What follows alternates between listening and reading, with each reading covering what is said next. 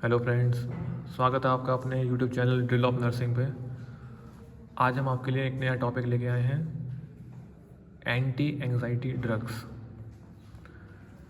Psychopharmacology के अंदर एक क्लासिफिकेशन की ड्रग्स होती है जिसका नाम है एंटी एंजाइटी। तो सबसे उसको हमें पढ़ने के लिए सबसे पहले ये समझना पड़ेगा कि एंजाइटी क्या होती है और एंजाइटी का मेंटल हेल्थ नर्सिंग या साइकोलॉजी के अंदर मतलब क्या होता है।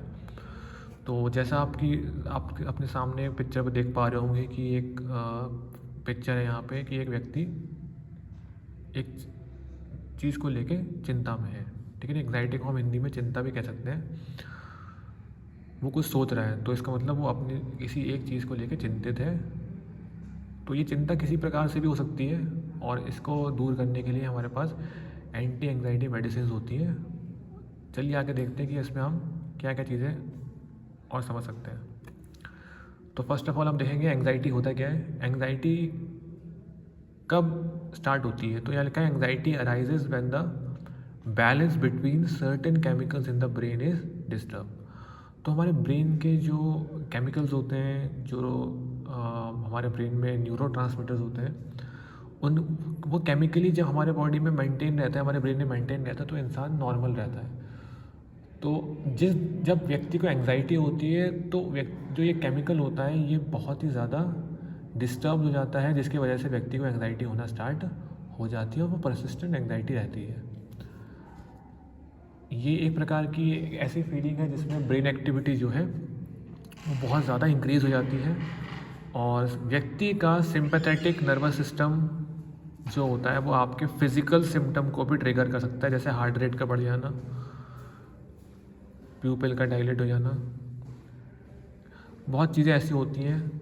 रेस्पिरेटरी रेट बढ़ सकता है। जब व्यक्ति का sympathetic nervous system trigger stimulate होता है तो वो बहुत से शारीरिक लक्षणों को भी ट्रिगर कर सकता है जो कि एंग्जाइटी की वजह से हो सकता है। हालांकि एंग्जाइटी एक प्रकार की मेंटल हेल्थ सिम्टम है, लेकिन ये कई प्रकार से फिज़िकल सिम्टम को भी ट्रिगर कर सकता है सिंपैथेटिक नर्वस सिस्टम को स्टिमुलेट करने के बाद।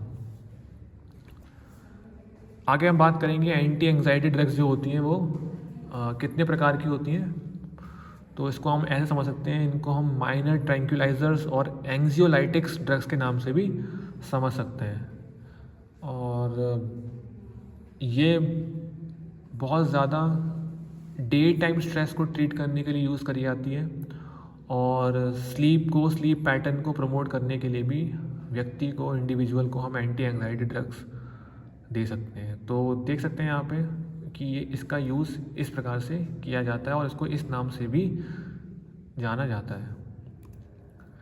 आगे हम बात कर रहे हैं classification of anti anxiety drugs. तो जो एंटी एंग्जाइटी ड्रग्स हैं उसके कुछ क्लासिफिकेशंस होते हैं, कुछ वर्गीकरण होते हैं। 3 प्रकार से, देखो आप देख पा रहे होंगे अपनी स्क्रीन पे कि 3 प्रकार से हमने इसका क्लासिफिकेशन किया है।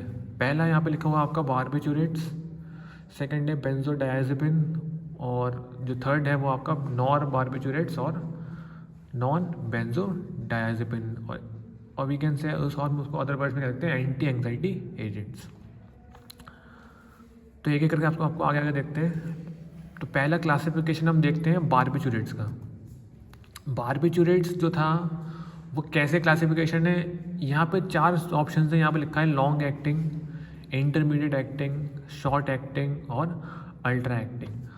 तो आप यहाँ पे देख पा रहे होंगे, यहाँ पे कुछ टाइम पीरियड लिखा है कि जो लॉन्ग एक्टिंग ड्रग होती है आपके बारबिचुरेट्स की, जिसको हम फिनोबार्बिटोल भी कह सकते हैं, वो 8 घंटे से भी ज़्यादा देर तक व्यक्ति के बॉडी के अंदर काम करती है। और जो इंटरमीडिएट एक्टिंग ड्रग है फिनोबार्बिटोल और एमोबार्बिटोल, उसका जो असर होता है वो 8 घंटे से 5 घंटे के बीच तक रहता है। और जो शॉर्ट एक्टिंग ड्रग है सीकोबार्बिटोल, ये 5 घंटे से 1 घंटे तक ही इसका असर देखने को मिलता है। और जो लेस देन 1 आवर्स के लिए यूज़ करी जाती है उसको हम बोलते हैं अल्ट्रा एक्टिंग ड्रग्स, जिसका असर 1 घंटे से भी कम समय का व्यक्ति के शरीर में देखने को मिलता है। आगे हम देखेंगे तो ये तो हो गया आपका बारबिचुरेट्स का क्लासिफिकेशन, जो कि उनके समय के आधार पर था कि वो कितने समय तक व्यक्ति के शरीर के अंदर जाने के बाद असर दिखाती है और उसको हम अलग अलग नाम से भी देख सकते हैं। नेक्स्ट आता है नॉर बारबिटूरेट्स या फिर नॉन बेंजोडायाजेपिन। यहाँ पर इनके देखो नाम लिखे हुए हैं, आप देख पा रहे होंगे, कार्बामेट, एल्कोहल्स, पिप्टिडिनियंस, क्यूनाजोलिन डेरिवेटिव्स, एंटीहिस्टामिन्स। ये नॉर बारबिटूरेट्स और नॉर बेंजोडायाजेपिन प्रॉपर्टीज़ के द्वारा बनाई जाती है। हालांकि ये भी एंग्जाइटी को रिलीव करने के लिए दी जाती है। नेक्स्ट आता है बेंजोडायाजेपिन। बेंजोडायाजेपिन जो है वो भी वही ड्रग है, एंटी एंग्जाइटी एजेंट्स की होती है, लेकिन इसका जो क्लासिफिकेशन होता है वो उसके अंदर अलग होता है। इसको भी जो क्लासिफाइड किया गया है वो उसके ड्यूरेशन ऑफ एक्शन के आधार पे किया गया है। लॉन्ग एक्टिंग आप देख पा रहे होंगे डायज़ेपम, शॉर्ट एक्टिंग हो गया आपका लोराज़ेपम, एल्प्राज़ोलम, और वेरी शॉर्ट एक्टिंग में आप देख सकते हैं मिडाज़ोलम। तो हमने अभी देखा था लॉन्ग एक्टिंग ड्रग जो होती है वो लगभग 8 घंटे से ज़्यादा काम करती है, और जो शॉर्ट एक्टिंग ड्रग होती है वो 5 से 8 घंटे काम करती है, 1 से 5 घंटे सॉरी। और वेरी शॉर्ट जो होती है उसकी समय सीमा शरीर के अंदर कम होती है।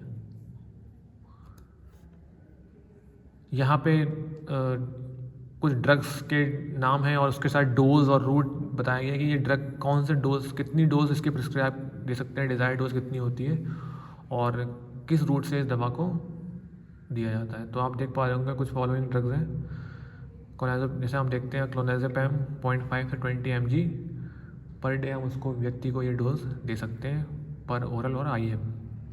बहुत सी ड्रग्स ऐसी हैं जो कि ओरल भी दे सकती हैं और आपको IV भी दी जा सकती हैं। आप देख सकते हैं अपने स्क्रीन पे सबके ड्रग के नाम और उसके डोज अलग अलग हैं, और उसके रूट भी बहुतों के अलग अलग हैं, बहुतों के सेम भी हैं।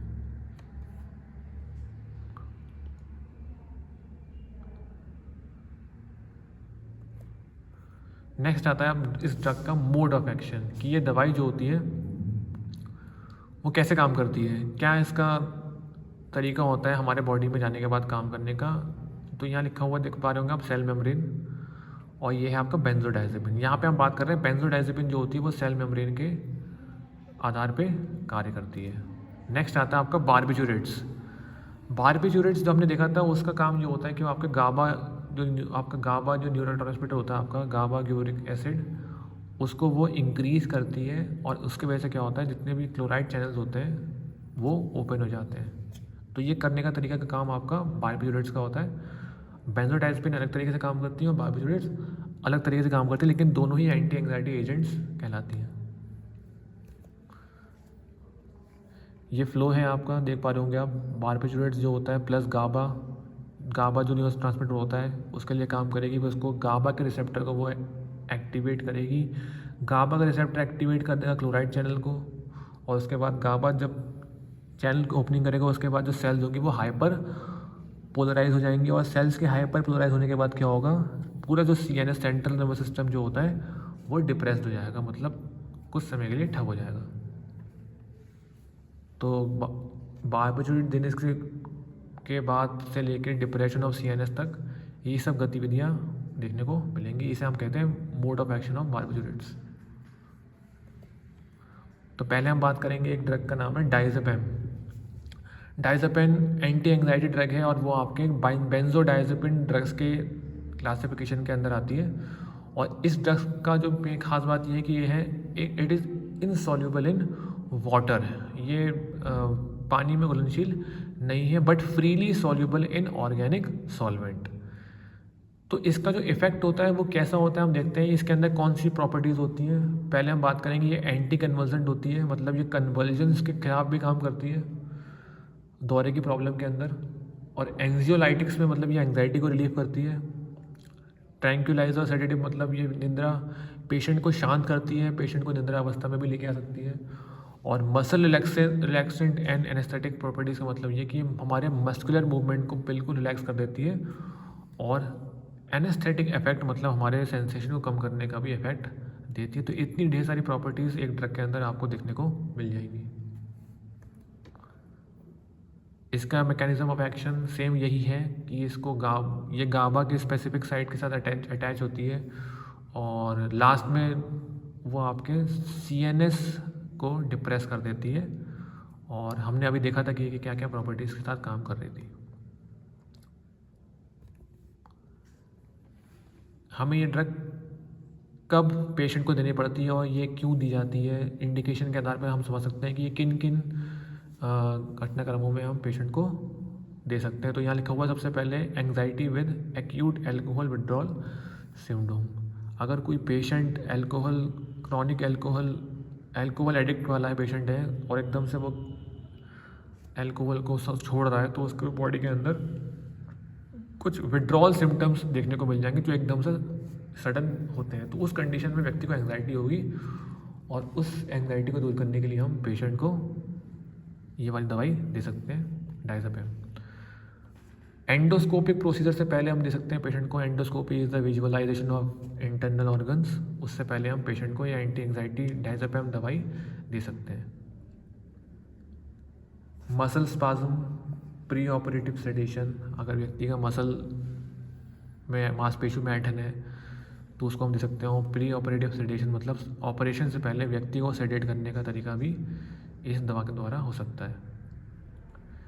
Scissor disorders, behaviour and psychomotor disorders. Seizure मतलब मेरे की किसी को प्रॉब्लम है, डिसऑर्डर है, किसी को बिहेवियर एंड साइकोमोटर डिसऑर्डर है, मतलब muscle psychiatric thoughts plus muscle uncontrol movements की कंडीशन पे भी हम ये दवाइयाँ दे सकते हैं, डायज़ेपिम। प्रिपरेशन देखते हैं ये दवाई कैसे हमारे मार्केट्स में अवेलेबल होती है और फार्मेसी में कैसे मिलती है। तो यहाँ बताया गया है आपके 2 फॉर्म में आती है, टैबलेट्स और इंजेक्शन में। आप देख सकते हैं अपनी स्क्रीन पे कि उसकी डिज़ायर्ड डोज क्या होती है। नेक्स्ट जो हम ड्रग्स की बात करेंगे उसका नाम है मिडाज़ोलम। मिडाज़ोलम भी बेंजोडाइज़ेपिन क्लासिफिकेशन की एक एंग्जाइटी ड्रग है, लेकिन इसका जो इफ़ेक्ट होता है, पहली बात तो ये एक प्रकार की वाटर सॉल्युबल ड्रग है और ये बहुत ही जल्दी बॉडी में असर दिखाती है इसका, लेकिन जो इसका एक्शन और ड्यूरेशन होता है वो बहुत शॉर्ट होता है। यहाँ पे हम देखेंगे सेकंड पॉइंट के अंदर ये ड्रग है, ये बहुत जल्दी रैपिड सेडेशन करती है और जिससे व्यक्ति को स्लीप इंड्यूस हो जाती है और वो बहुत जल्दी सो जाता है। रैपिड मतलब हो जाता है इसका इफेक्ट बहुत जल्दी होता है इंजेक्शन को देने के बाद। आगे हम देखते हैं कि ये इसके अंदर क्या प्रॉपर्टीज़ होती हैं। तो ये भी just like any other drug anxiolytic drug है और इसके अंदर एंटी कन्वर्जन प्रॉपर्टीज़ होती हैं और ये मसल को रिलैक्स करने की भी एक्टिविटी करती है।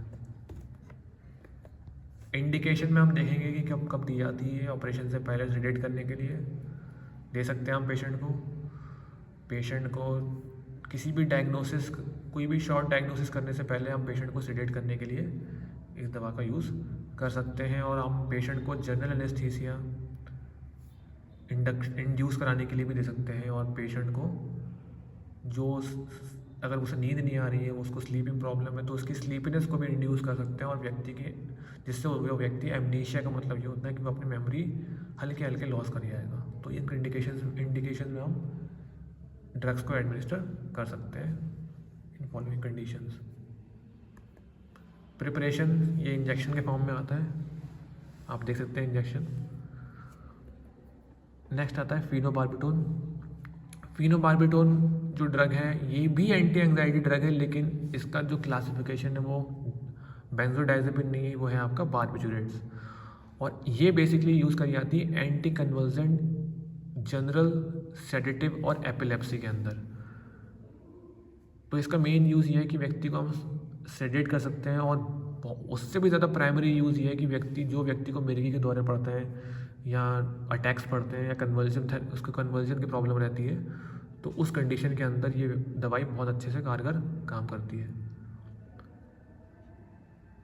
ये बहुत जल्दी हमारे बॉडी में एब्जॉर्ब हो जाती है, जैसे आप देख सकते हैं, और मोस्टली इसका जो एक्सक्रीशन होता है वो हमारे यूरिन के थ्रू हो जाता है अनचेंज्ड। मैकेनिज्म ऑफ एक्शन यही बताया गया है यहाँ पे कि ये हमारे it produce all levels of CNS depression. तो ये सीएनएस डिप्रेशन के अंदर काफ़ी चीज़ों को, हमारे सेंट्रल नर्वस सिस्टम में काफ़ी फंक्शंस को ठप कर देती है। जैसे लिखा आपका like sensory cortex and motor activity, मतलब हमारे सेंसेशन को भी कम करती है और साथ ही साथ हमारी जो हाथ पैर की मोटर एक्टिविटीज़ होती हैं उसको भी उस लेवल तक उन चीज़ों को डिप्रेस कर देती है। इंडिकेशन हम देखेंगे यहाँ पे, तो ये दवाई हम किन किन कंडीशन में दे सकते हैं। तो यहाँ पहला लिखा हुआ आपका anti convergence in tonic and clonic grand mal seizures या पार्शियल सीजर्स या फेब्राइल सीजर्स। तो यहाँ हम बात करते हैं टोनिक और क्लोनिक सीजर्स, जो एकदम से मिर्गी के दौरे पड़ते हैं पेशेंट को और पेशेंट उसमें अकड़ जाता है। कभी कभार पेशेंट का जो एब्डोमेन होता है वो ऊपर की तरफ डाउन अपवर्ड हो जाता है, और टोनिक में और क्लोनिक में जो होता है वो उसका एब्डोमेन अंदर की तरफ अकड़ जाता है। तो इस कंडीशन में पेशेंट को तुरंत हम ये वाली दवाई दे सकते हैं ताकि उसका सेंसेशन ख़त्म हो जाए और उसका सीजर की प्रॉब्लम उस समय के लिए ट्रीट हो जाए।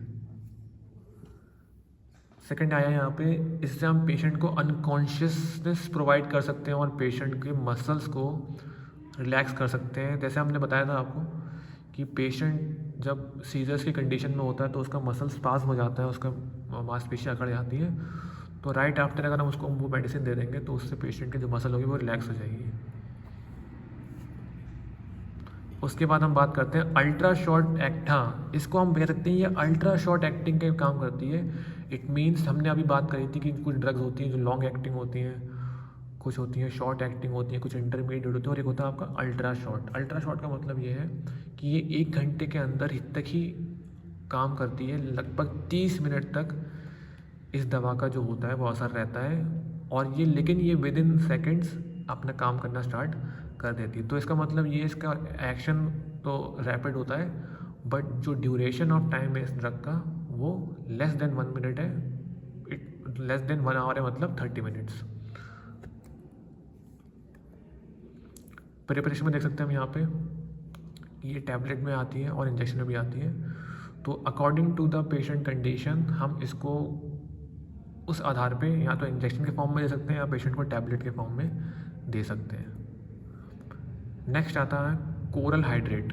कोरल हाइड्रेट एक प्रकार की CNS डिप्रेशन ड्रग है, और इसका जो असर होता है वो क्या होता है, हिप्नोटिक एंड सेडेटिव।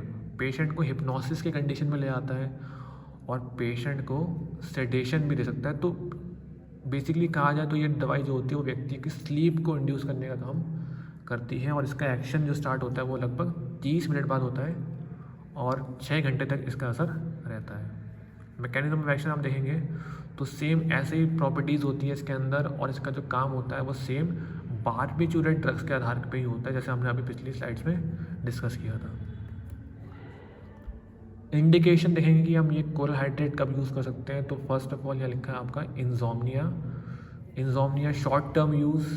व्यक्ति को अगर डिफ़िकल्टी इन स्लीपिंग है, वो सो नहीं पा रहा है, तो इस ड्रग्स को हम पेशेंट को दे सकते हैं with the help of doctor psychiatrist. और इन शॉर्ट टर्म यूज़ इसका सिंपल, जैसे हमने बताया था कि ये 30 मिनट बाद असर दिखाती है और 6 घंटे तक इसका असर रहता है। तो लगभग अगर किसी व्यक्ति को रात में नींद में सोने में प्रॉब्लम हो रही है तो उसको हम ये दवा दे सकते हैं, ताकि उसकी जो ड्रग का इफेक्ट है वो इतना देर तक काम करे तब तक वो उसकी नींद पूरी नहीं हो जाती है। सेकंड आ रहा है सेडेशन और प्री ऑपरेटिव। हाँ, ऑपरेशन से पहले हम दे सकते हैं और पेशेंट के सेडेशन को भी, पेशेंट को सेडेट करने के लिए भी दे सकते हैं। नेक्स्ट पॉइंट लिखा है pre medication for EEG।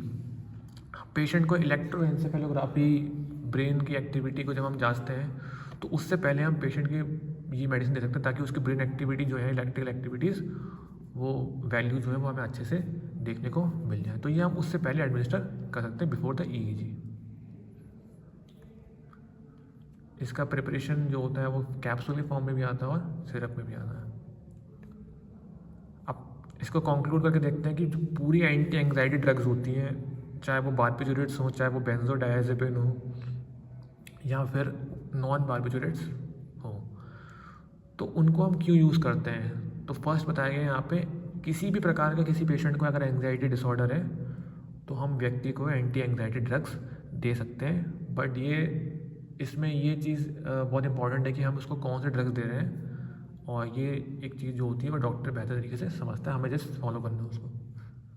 Second है, अगर पेशेंट को एंग्जाइटी और डिप्रेशन मिक्स्ड स्टेट्स में है, वो उसको एंग्जाइटी भी है और डिप्रेशन भी है, तो उस कंडीशन में भी हम पेशेंट को एंटी एंग्जाइटी ड्रग्स दे सकते हैं। पैनिक डिसऑर्डर प्लस फोबिया, मतलब पेशेंट को फियर ऑफ सर्टेन थिंग्स है और पैनिक डिसऑर्डर है, पैनिक हो जाता है बार बार, तो उसमें भी हम एंटी एंग्जाइटी ड्रग दे सकते हैं। न्यूरोमस्कुलर डिसऑर्डर, सेरेब्रल पाल्सी या बॉल्स पाल्सी ये कंडीशन होती है, उस कंडीशन में भी हम एंटी एंग्जाइटी ड्रग्स को दे सकते हैं। एक्यूट एल्कोहल विड्रॉल, अगर व्यक्ति को एक्यूट एल्कोहल विड्रॉल सिम्टम्स आ रहे हैं तो हम ये भी, उसके लिए भी ज़रूरी चीज़ होती है, उसको दे सकते हैं। स्केलेटल मसल स्पाज्म, अगर व्यक्ति की स्केलेटल मसल्स अकड़ गई हैं, ऐड गई हैं, तो उस कंडीशन में तो हम दे ही देते हैं ये वाले ड्रग्स। प्री ऑपरेटिव सेडेशन में भी और इंसोम्निया में भी। नेक्स्ट आता है एडवर्स इफेक्ट। एडवर्स इफेक्ट हम अब ये वो इफेक्ट होते हैं जो कि ड्रग्स के थेरेप्यूटिक इफेक्ट से अलग होते हैं। अगर हम पेशेंट को देंगे तो क्या क्या हो सकता है, पेशेंट को ड्राउजीनेस हो सकता है, पेशेंट को चक्कर आ सकते हैं, पेशेंट को नींद आ सकती है, पेशेंट का सर घूम सकता है और पेशेंट की मेमोरी का लॉस हो सकता है या उसकी मेमोरी में इम्पेयरमेंट हो सकता है। पेशेंट का हैंगओवर मतलब पेशेंट को बहुत हल्का महसूस हो सकता है। न्यूरल्जिक पेन मतलब उसके हेडेक वगैरह हो सकता है।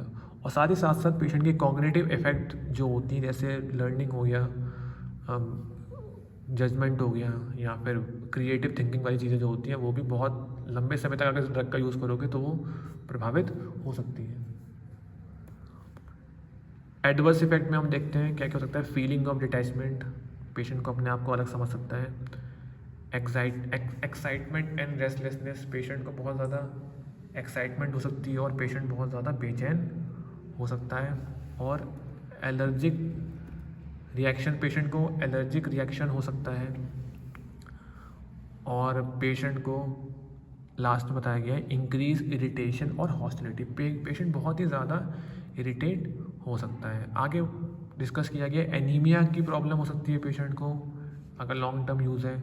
साइकोमोटर प्रॉब्लम्स, गैस्ट्रिक अपसेट मतलब पेशेंट को nausea and vomiting, urinary incontinence मतलब पेशेंट को यूरिन प्रॉब्लम या यूरिन का होल्ड हो जाना, और अटैक्सिया मतलब मूवमेंट्स में प्रॉब्लम हो सकते हैं। बाकी पॉर्फीरिया, रिबाउंड इंसोम्निया, बार बार इंसोम्निया की कंडीशन हो सकती है पेशेंट को। और अगर पेशेंट इस दवाई का बहुत लंबे से सेवन कर रहा है तो व्यक्ति को इसकी फिजिकल डिपेंडेंसी हो सकती है, मतलब उसका वो आदी हो सकता है। हमें ये दवाई कब नहीं देनी है, कॉन्ट्राइंडिकेशन में हम देखते हैं जब पेशेंट को एक्यूट पल्मोनरी इंसफिशिएंसी है, मतलब उसको लंग्स में एकदम एक्यूट कोई प्रॉब्लम हुई है, तो इन दिस कंडीशन हम पेशेंट को ये दवाई कतई नहीं देंगे। रीनल इंसफिशिएंसी मतलब किडनी में इंसफिशिएंट तरीके से फंक्शन हो रहा है, तब भी नहीं देंगे। प्रेग्नेंट और लैक्टेशन की पीरियड में भी हम व्यक्ति को ये दवाई नहीं देंगे। हाइपर सेंसिटिविटी, अगर हमें पता है कि पेशेंट को कोई ऐसी हाइपर सेंसिटिविटी कुछ ड्रग से रही है और हम उसको जानते हैं, तो हमें कभी इस ड्रग पेशेंट को नहीं देना है। CNS डिप्रेशंस, हाँ, अगर बार बार पेशेंट को CNS डिप्रेशन हो रहा है, उसका CNS डिप्रेस हो जाता है, तो इसमें नहीं देना है। Acute narrow angle glaucoma condition जो हमारे सेंसरी ऑर्गन आई की कंडीशन होती है, तब भी हम पेशेंट को नहीं देंगे। कॉमा की कंडीशन में unconsciousness, shock and acute alcohol intoxication, मतलब व्यक्ति का अगर ब्लड स्ट्रीम में अल्कोहल है तो हम इस ड्रग्स को कभी नहीं देंगे, ड्रग टू ड्रग इंटरेक्शन होगा और दिक्कत हो सकती है। अब देखना है हमें नर्सिंग एप्लीकेशन में हमें क्या क्या करना है, पेशेंट को ये दवाई देने से पहले उसका मेंटल और हेल्थ स्टेटस का जानना बहुत ज़्यादा ज़रूरी है कि उसका फिजिकल स्टेटस में कोई दिक्कत तो नहीं थी। बेड टाइम देंगे तो ज़्यादा अच्छी बात है ये। पेशेंट को कहना है कि ऐसी कोई भी चीज़ ना ले, अल्कोहल, बेवरेज या बियर, कोई भी ऐसी कंटेन जो कैफीन करती हो या किसी चीज़ को स्टिमुलेट कर सके, तो ऐसी ड्रग हमें कभी भी दवाई लेने से पहले नहीं लेनी है। हमें इसके थेरेप्यूटिक इफेक्ट और साइड इफेक्ट के बहुत गौर से ऑब्जर्व करना है। ड्राउजीनेस, चक्कर आ रहे हैं पेशेंट को या स्लो रिफ्लेक्सेस कम हो रहे हैं तो देखना पड़ेगा उसको। और पेशेंट को कहना है कि कभी भी कोई मशीनरी वर्क या ड्राइविंग ना करे इस दवा को लेने के बाद, क्योंकि इससे सेडेशन के चक्कर में दुर्घटना भी हो सकती है। नोजिया मतलब पेशेंट को फीलिंग और वॉमिटिंग भी होता है। डिजीनेस में हम क्या कर सकते हैं, पेशेंट को अगर वो बहुत ज़्यादा डिजी और फेंट हो रहा है तो हम उसको लेटा सकते हैं, लाइट डाउन पोजीशन दे सकते हैं। और उससे कहते हैं अगर वो लाइट डाउन पोजीशन में है तो वो हल्के हल्के उठ सकता है, और अगर उठ रहा है तो उसे कह सकते हैं कि उठने के एकदम बाद वो एकदम चलना स्टार्ट ना करे, वो 1-2 मिनट तक बैठेगा, फिर उसके बाद वो चल सकता है ताकि उसको कोई दिक्कत ना हो। पेशेंट को हम एडवाइस करेंगे कि हम जितनी भी दवाइयाँ हैं वो अपने मेडिकल सुपरविजन के अंदर रहें, मतलब वो डॉक्टर से कंसल्ट करें, डॉक्टर इंचार्ज या फिर साइकेट्रिक नर्स या फिर any other health care personal से जो कि सर्टिफाइड होते हैं। 2 से 3 लीटर पानी वो पिए पर डे। और पेशेंट को हमें कहना है कि IM जो दवाई लगानी है हमें उसे वहाँ पे लगानी ज़्यादा ज़रूरी है जो लार्जर मसल मास जहाँ पे होता है। अगर सॉल्यूशन ड्रग का ख़राब हो गया, क्लाउडी हो गया है, तो हमें कभी उसको दवाई को देना नहीं है। ड्रग टू ड्रग रिएक्शन का हमें पता होना चाहिए कि कौन सी दवाई देने के साथ साथ अगर हम दो सेम टाइम में 2 दवा दे देंगे तो उसका इंटरेक्शन क्या हो सकता है, तो उसके लिए अलर्ट रहना है हमें। पेशेंट के साथ हमेशा खड़ा रहना है हमें जब तक वो दवाई को सही से सॉलो ना कर ले। हम पेशेंट को क्या बता सकते हैं एज अ नर्स कि एंटी एंजाइटी ड्रग्स जो होती हैं वो बेसिकली एंजाइटी को दूर करती हैं, इंसोम्निया को दूर करती हैं और सारे उस प्रॉब्लम को कंट्रोल करती हैं जो एंजाइटी से संबंधित होती है। तो हम पेशेंट को ये एजुकेशन दे सकते हैं। बेंजोडाइजेपिन जो होती हैं वो थोड़ा सा ज़्यादा स्ट्रॉन्ग इफेक्ट दिखाती है अल्कोहल कंडीशन के अंदर, तो ये अल्कोहल पेशेंट के लिए ज़रूरी होती है। तो जिसमें लिखा हुआ client should not drink alcohol while taking benzodiazepine. तो अगर व्यक्ति दारू पी रहा है और उसको ये ड्रग ले रहा है तो दिक्कत हो सकती है। पेशेंट को इस दवाई के एडवर्स इफ़ेक्ट के बारे में बताना चाहिए और ये भी बताना ज़रूरी है कि ये दवाई का असर कब होता है। और कितने भी कैफ़ीन प्रोडक्ट्स हैं या स्मोकिंग या अल्कोहलिक बेवरेजेस हैं, हमें ये निर्देश देना होता है कि वो सब चीज़ें वो अवॉइड करें दवा को लेने से पहले, या फिर अगर वो दवा ले रहा है किसी कंडीशन में तो वो ना करें उन चीज़ों को।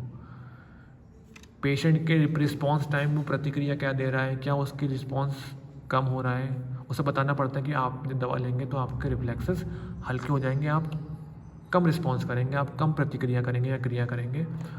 तो ज़रूरी नहीं है, तो इसलिए तभी चला इस दवाइयों को लें जब आप कोई हैवी वर्क ना कर रहे हो या फिर कोई ऐसा काम ना कर रहे हो जिससे कोई भी एक दुर्घटना उत्पन्न हो सके। तो उस चीज़ों को हमें पेशेंट को पहले ही बताना ज़रूरी है। पेशेंट को बताना है कि क्या चीज़ें और हैं जो आपके दवाई की चीज़ों के लिए दिक्कत कर सकती हैं। ज़्यादा इस मेडिसिन का यूज़ करना अवॉइड करें क्योंकि ये दवाई तभी लिया जाना ज़रूरी है जब पेशेंट को कोई डॉक्टर प्रिस्क्राइब कर रहा है। तो आई होप आपको ये क्लास समझ में आई होगी।